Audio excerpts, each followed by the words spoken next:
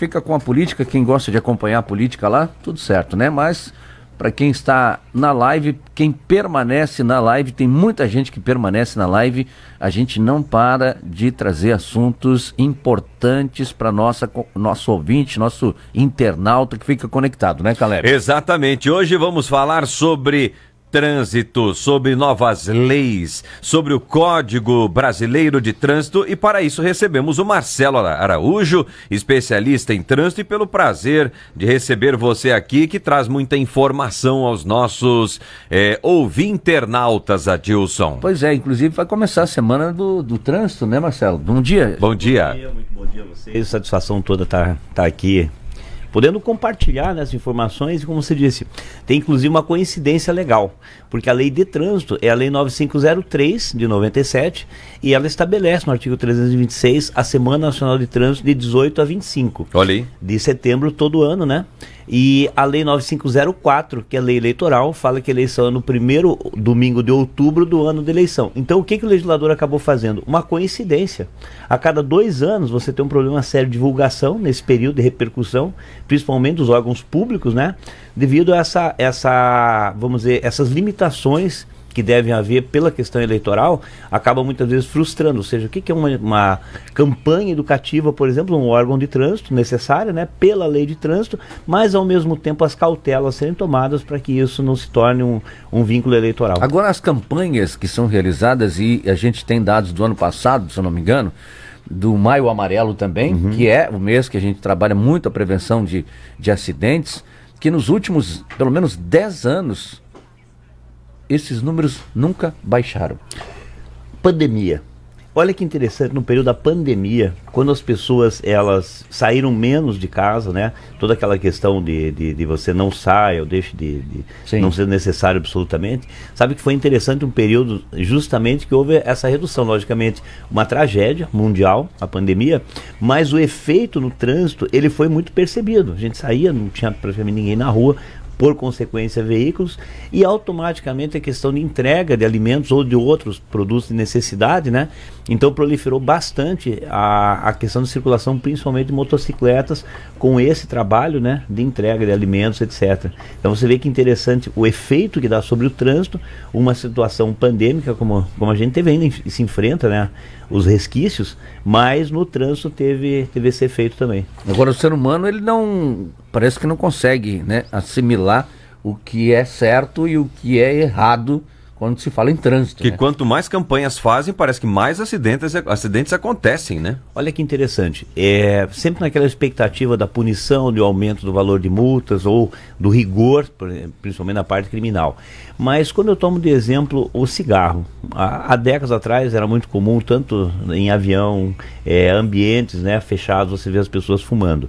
Hoje você não vê, você imagine alguém num restaurante, por exemplo, acender um cigarro, ela é jogada para fora. Ninguém sabe qual que é o valor da multa, ninguém sabe quem fiscaliza, mas a cultura, ela foi enraizada. Verdade. O comportamento social. Se você estiver num bar, várias pessoas estacionadas com o veículo na frente desse bar, ingerindo bebida alcoólica, a reação de não se comportar apanhando o veículo, por exemplo, ela não é reprimida pela sociedade. Então, ao meu ver, né, como advogado, não adianta, o papel aceita tudo. Você estabelecer punições, rigor, etc, etc, se você não tem uma mudança cultural e comportamental. É verdade, a questão é a cultura. Por isso a educação para o trânsito nas escolas, esses programas que algumas cidades realizam, é importantíssimo, né, Marcelo? Porque você se comportar no trânsito começa desde os primeiros passos. Sim. A partir do momento que você, como criança, sair na rua, sair na via pública, você já tem que saber como se comportar em determinado lugar. Começa dentro de casa, portanto, né, essa educação dos pais no âmbito familiar.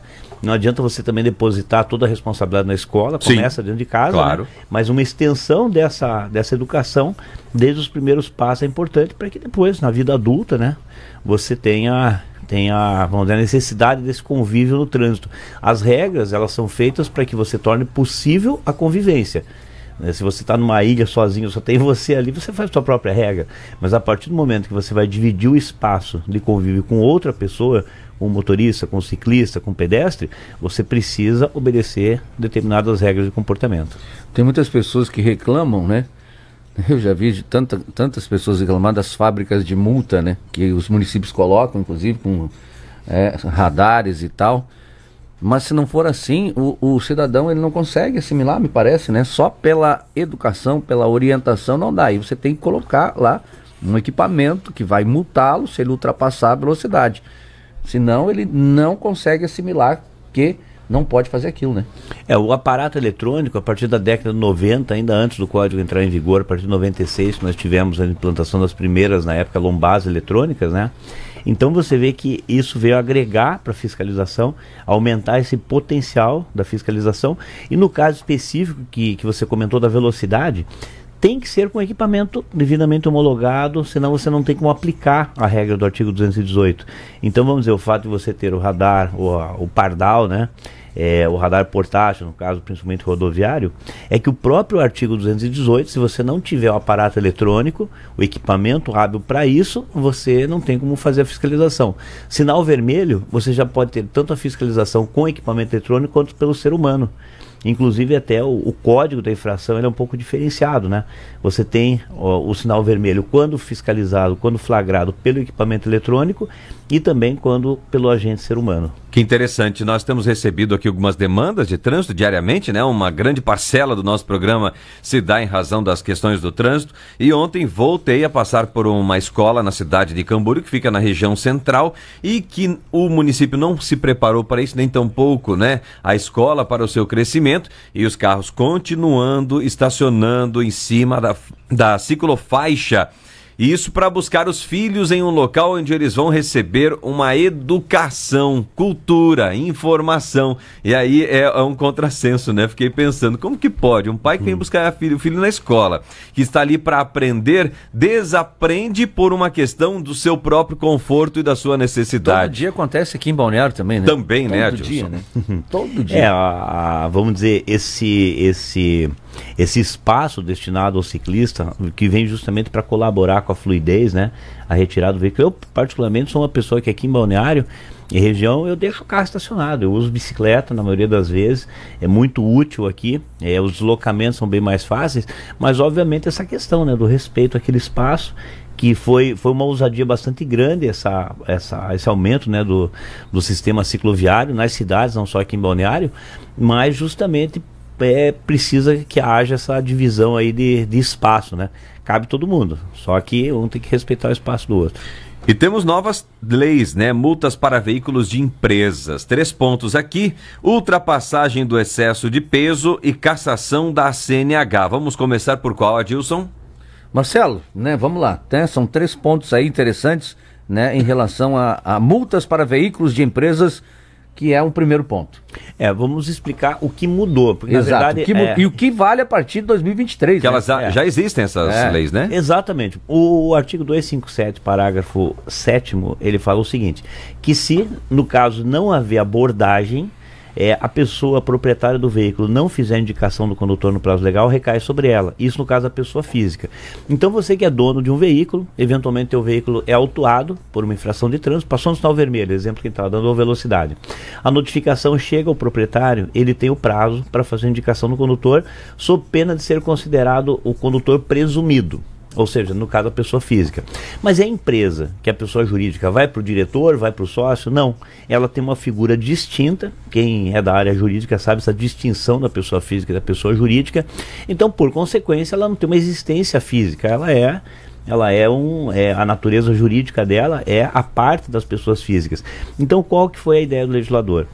A pessoa jurídica que não disser quem estava dirigindo recebe uma punição financeira. Então, essa punição financeira, ela estabelecida até então era o seguinte: seria lavrada nova multa cujo valor é daquela originária multiplicada pela quantidade de infrações iguais dos últimos 12 meses. Vou pegar um exemplo hipotético. Vamos supor que uma infração, hipoteticamente por celular, não é essa o valor, mas fosse de R$100. A pessoa jurídica que recebesse uma notificação dessa, por não indicar o condutor, na primeira infração seria 100 mais 100. Ou seja, o total 200. Na segunda, 100 mais 2 vezes 100. Nossa, vai total multiplicando. 300. Exatamente, 100 mais 3 vezes 100. Então o que acontecia? Proporcionalmente, cada vez que não indicasse o condutor, primeiro dobrava, depois triplicava, quadruplicava e assim, durante esse período 12 meses, né, pela quantidade de infrações. O que passa a ser regra? Ela apenas, entre aspas, apenas dobra. Aquilo que todo mundo sempre tinha na cabeça, mas vai dobrar, não vai dobrar, só vai dobrar, se tornou uma realidade. Então não tem mais aquele aumento proporcional, né?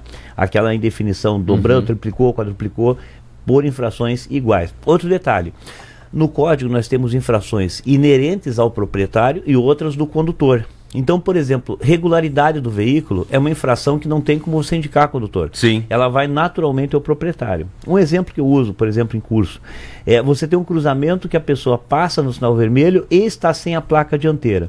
A infração do sinal vermelho é do condutor. A infração da ausência da placa é de responsabilidade do proprietário.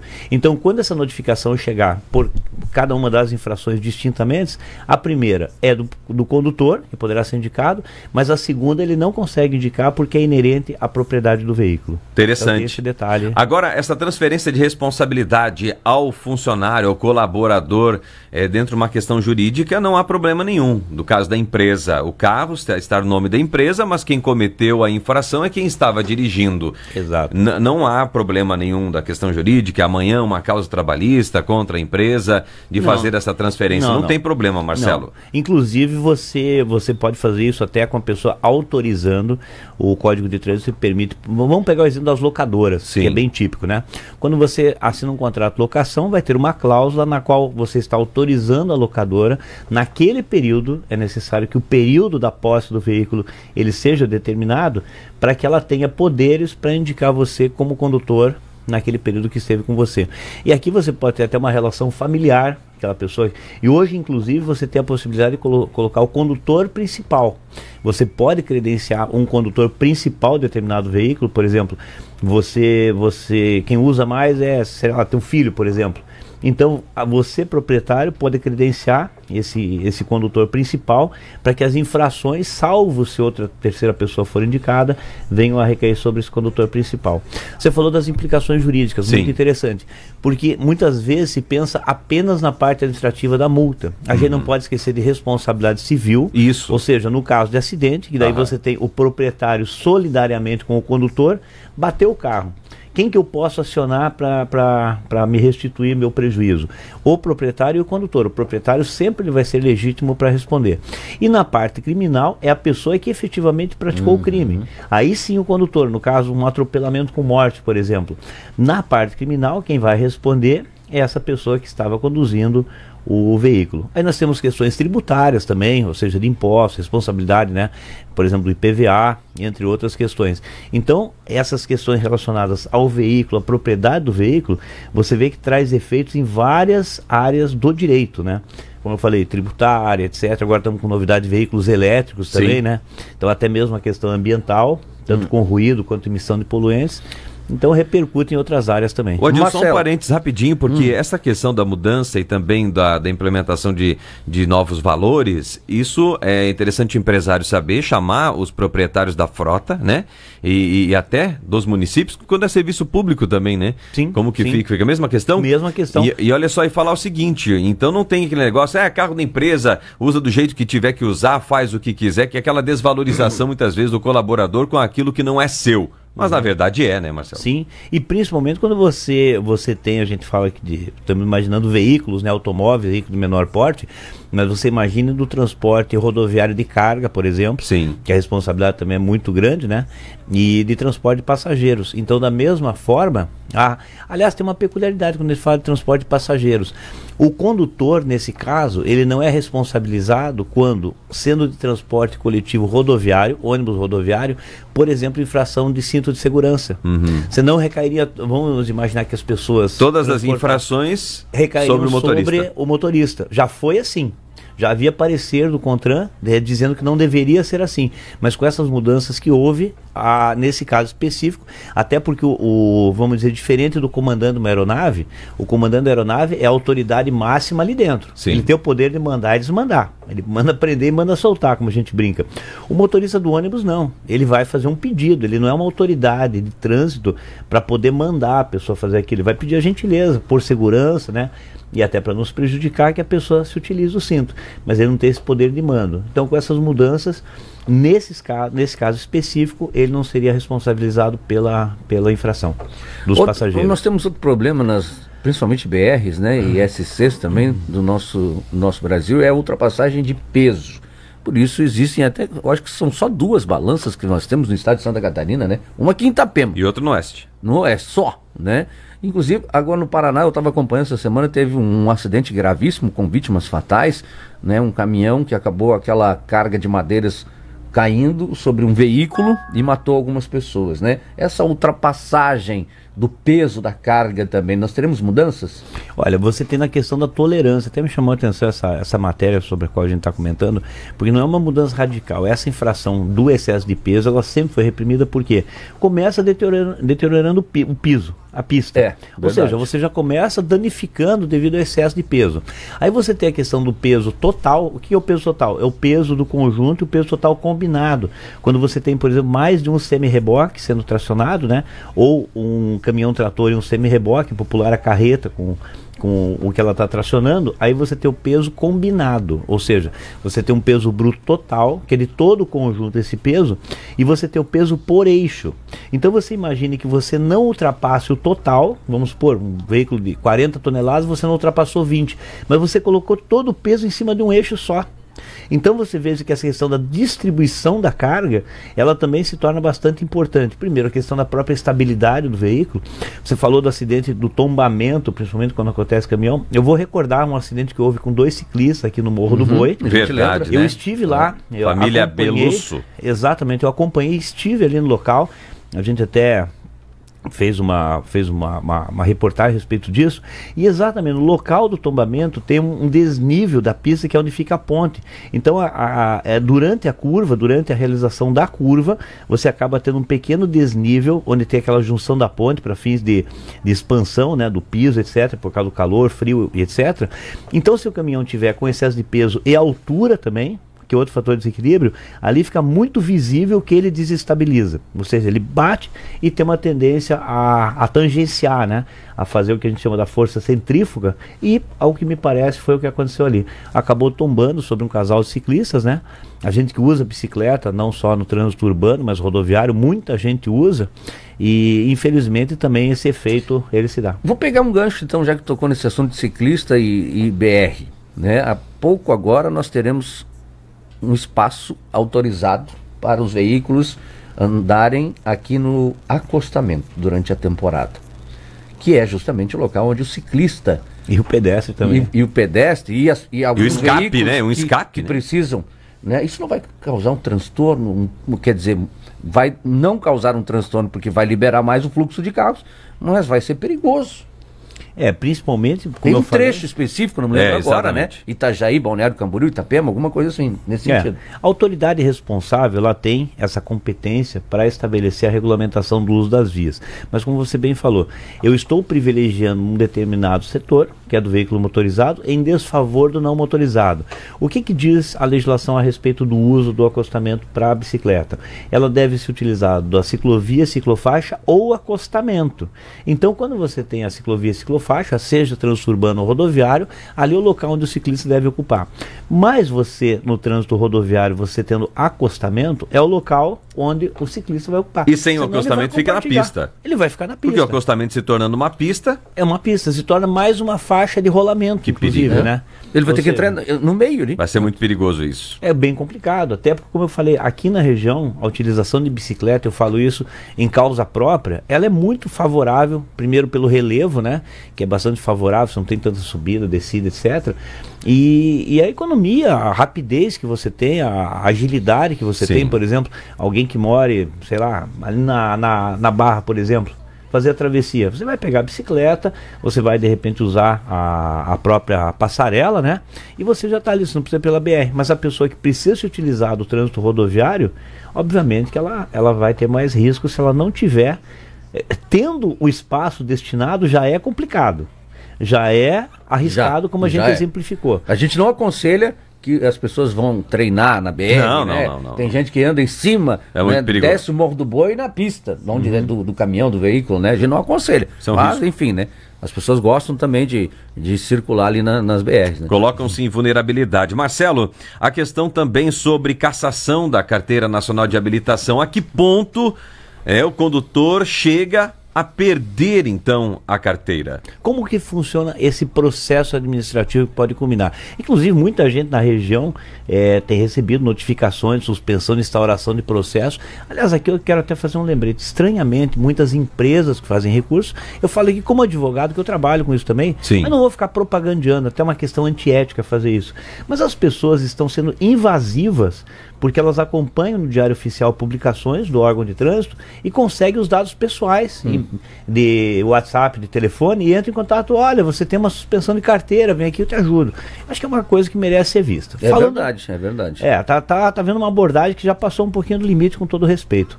Com relação ao processo, como que ele funciona? Primeiro, quando a pessoa recebe uma infração ou é autuada por alguma infração, ela tem um processo que ela vai discutir só a multa. Ou seja, ela vai se defender da multa num primeiro momento, a defesa prévia, a defesa da autuação.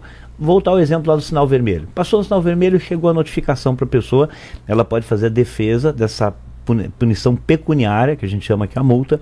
Não tendo sucesso, ela pode recorrer à JARI ou JARI, que é uma sigla, Junta Administrativa de Recursos de Infrações, daquele órgão, em última instância ao Conselho Estadual de Trânsito. Não tendo tido sucesso nessas três fases em relação à multa, se configura a multa, mas aí pode acontecer duas situações. A própria infração, ela prevê a suspensão da habilitação, por exemplo, de velocidade acima de 50%, por si só ela gera uma suspensão de direito de dirigir, ela não pontua. Ela é gravíssima, mas esses 7 pontos delas não são computados. Por quê? Porque senão eu teria a perda da carteira pela pontuação e pela infração, seria um bis in idem. Então, no caso das infrações que por si só, exemplo, sinal vermelho, falta de capacete em moto, a ingestão de álcool, né? Tanto pela recusa quanto pela embriaguez, são infrações que por si só, acabando o processo da multa, já se instaura o de suspensão. Aquelas que não têm essa situação, você tem o somatório de pontos, foi outra novidade da Lei 14.071, que daí você tem o 40, o 30 e o 20 pontos. Quando? 40 pontos se você não tiver nenhuma gravíssima ou você tiver EAR na carteira. O que é EAR? Exerce atividade remunerada, o pessoal que faz transporte, o próprio Uber também, né? Entre outras bandeiras aí. Se você tiver uma gravíssima no rol, você só vai poder somar 30 pontos. Se você tiver 2 ou mais gravíssimas, 20 pontos, como sempre foi. Aí é instaurado esse processo e você tem, detalhe, independente do órgão onde você foi autuado, da via onde você foi autuado, quem vai fazer o processo de suspensão é o DETRAN, o órgão estadual, da onde você tem carteira. Então, se a infração foi cometida no Paraná, lá em Curitiba, ou em Florianópolis, ou na Bahia, ou na rodovia federal, ou no trânsito urbano, na hora do processo de suspensão ou cassação, quem vai processar vai ser o DETRAN, onde você tem a tua carteira. E nessa fase você tem também a defesa prévia, daí do processo de suspensão, JARI, a Junta Administrativa, do DETRAN, e o Conselho Estadual de Trânsito.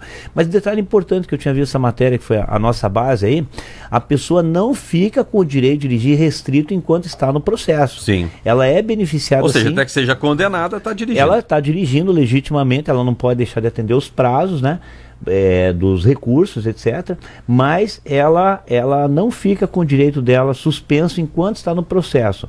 Importante, portanto, manter principalmente endereço atualizado. Hoje, com a questão eletrônica, né? Muitas vezes ela já é avisada na sua própria carteira, mas manter sempre o endereço atualizado.